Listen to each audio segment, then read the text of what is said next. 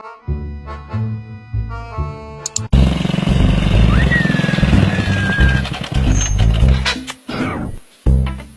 patay!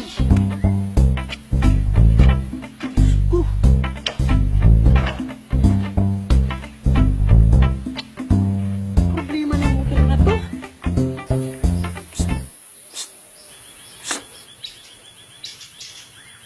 Ako? Ako? Oo, ikaw. Ako? Bakit? Yung motor mo, parang ex ko. Ha? Ex mo? Ano naman kinalaman ng motor ko sa ex mo? Iniwan din ako biglaan nang walang dahilan. Let me be the one to break it up so you won't have to make excuses. We don't need to find a setup where someone wins and someone loses.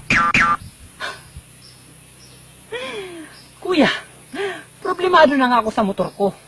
Uhugot ka pa. Ikaw kuya, may alam mo ka ba dito na paayusan ng motor? Paayos ko lang tong motor ko. Maayos pa. Baka sakali pang maayos niya. Ganyan din yung buong akala ko. Maayos pa. Pero mas pinili niyang maghanap ng iba kaysa maayos yung pinagsamahan naming dalawa. Pag-asa'y baba kung susuko ka na. Larawan mo ba'y lulukutin ko na sa hirapan? Hugot pa more. Ang inisip ko lang kuya, pinayos ko na kasi ito kahapon. Double check pa. Akala ko okay na talaga. Tapos ngayon, ibiyahe ko. Akala ko talaga tatakbo na siya ng tama. Pero hindi pa pala. Parang sa labyan. Paasa. Ha? Paano mo naman nasabi? Akala mo yung pagiging sweet niya sa'yo, mahal ka na niya. Pero ang totoo, pinagmumukha ka lang yung tanga. Pansamantalang unan sa tuwing ika'y nahihirapan.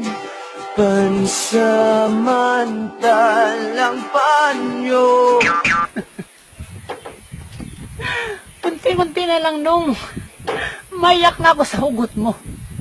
Hapon na oh, hindi ka naman nakatulong. Buwisit.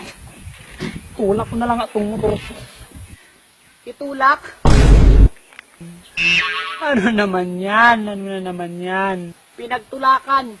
Ganyan na ganyan yung ginawa niya sa akin. Sa harap ng maraming tao. Sabi niya, pagod na daw siya. Pero ang totoo, nagmahal siya ng iba.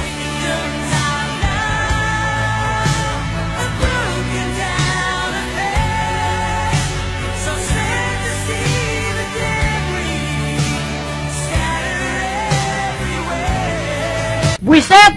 Hugot pa more! Napikot. I've been watching.